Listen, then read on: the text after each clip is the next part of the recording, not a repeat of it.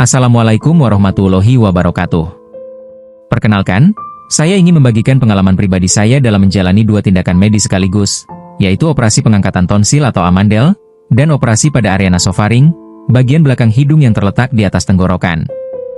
Ini bukanlah perjalanan yang singkat, namun saya bersyukur karena semuanya bisa saya jalani dengan cukup baik, dengan dukungan medis dan fasilitas dari BPJS Kesehatan kelas 1. Awalnya, saya mengalami berbagai keluhan kesehatan yang secara perlahan tapi pasti mulai mengganggu aktivitas dan kualitas hidup saya. Setiap beberapa minggu, tenggorokan saya terasa nyeri, suara serak, kadang disertai demam, susah tidur, dan bahkan napas terasa berat karena saluran hidung tersumbat. Saya pikir ini hanya radang biasa. Tapi ternyata, semakin lama, gejalanya makin berat dan tidak lagi membaik dengan obat biasa. Saya pun memutuskan untuk memeriksakan diri ke fasilitas kesehatan tingkat pertama, lalu dirujuk rumah sakit untuk diperiksa oleh dokter spesialis THT. Setelah dilakukan pemeriksaan menyeluruh, termasuk endoskopi dan PET scan, akhirnya saya mendapatkan diagnosis. Tonsil saya sudah mengalami pembesaran kronis dan di bagian nasofaring juga ditemukan kelainan jaringan yang mengganggu aliran napas dan berpotensi menimbulkan komplikasi lebih lanjut bila tidak segera ditangani. Dokter menjelaskan bahwa kondisi saya sebaiknya ditangani dengan tindakan operasi ganda, yaitu pengangkatan tonsil, tonsilektomi, sekaligus penanganan masalah di nasofaring.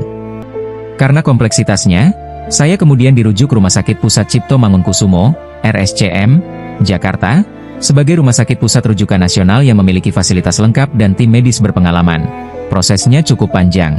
Saya harus melalui pemeriksaan lanjutan, seperti laboratorium, radiologi, anestesi, dan serangkaian screening sebelum operasi.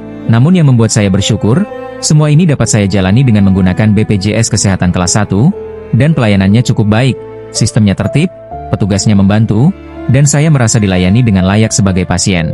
Pasca operasi, saya dirawat inap selama beberapa hari di perawat kelas 1. Hari-hari awal cukup menantang.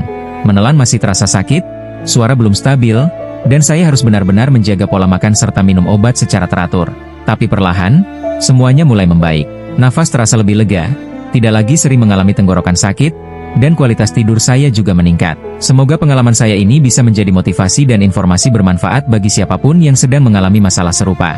Jangan pernah ragu untuk memeriksakan diri lebih awal, karena penanganan yang tepat waktu bisa mencegah kondisi memburuk. Dan yang paling penting, percayalah bahwa proses penyembuhan bukan hanya soal fisik, tapi juga soal niat, kesabaran, dan dukungan dari sistem yang peduli. Wassalamualaikum warahmatullahi wabarakatuh.